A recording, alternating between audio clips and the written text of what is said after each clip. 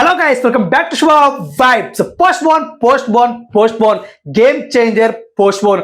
అది ఏమైందేమో కానీ మా తెలుగు హీరోలందరికీ పోస్ట్ పోన్లు కొడుతున్నారు భయ్యా. అదే రికార్డుల మీద రికార్డులు కొట్టేలాగా అదేంటో పోన్లో వీళ్ళు రికార్డు అనుకుంటున్నారో ఏంటో అర్థం కావట్లే. ఇప్పుడు చూస్తే గేమ్ చేంజర్ కూడా పోన్ అయిపోయింది.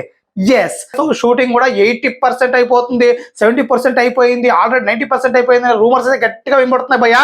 బట్ రియాలిటీకి వస్తే మాత్రం అసలు 60 to 70% అయిపోయిందంట. ఇంకా షూటింగ్ అయితే ఇంకా చాలా ఉంది, మెరుగు పెట్టాల్సింది. సో మొత్తానికి రామ్ చరణ్ లాస్ట్ సినిమా తీసింది RRR, అండ్ దాని తర్వాత ఆచార లాంటి డిజాస్టర్. ఇక్కడ గేమ్ చేంజర్ కోసం ఎదురుతున్నారు ఫ్యాన్స్. అయితే ఇక్కడ మన శంకర్ చూసుకుంటే ఒక్క ఎడమ చేత్తో ఏమో ఇండియన్ 2, కుడి చేత్తో ఏమో గేమ్ చేంజర్. ఈ రెండింటిని మధ్యాహ్నం షిఫ్ట్ లో ఏమో ఇండియన్ 2, పొద్దున షిఫ్ట్ లో ఏమో గేమ్ చేంజర్, ఇలా షిఫ్ట్ లో అవుతూ మొత్తానికి ఫ్యాన్స్ అయితే పిచ్చెక్కిస్తున్నాడు.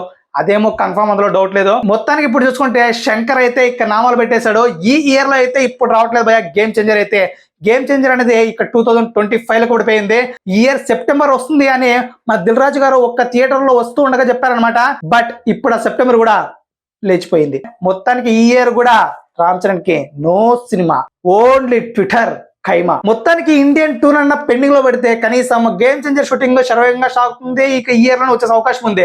బట్ మన శంకర్ అలా చేయడుగా, అస్సలు చేయడు. మనకి 2 సినిమాలు అయిపోవాలి, 2 సినిమాలు 2 నెలల గ్యాప్ లోనే వచ్చేయాలి.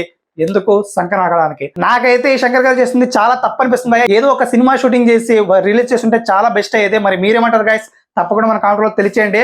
And please subscribe to Shubha vibes.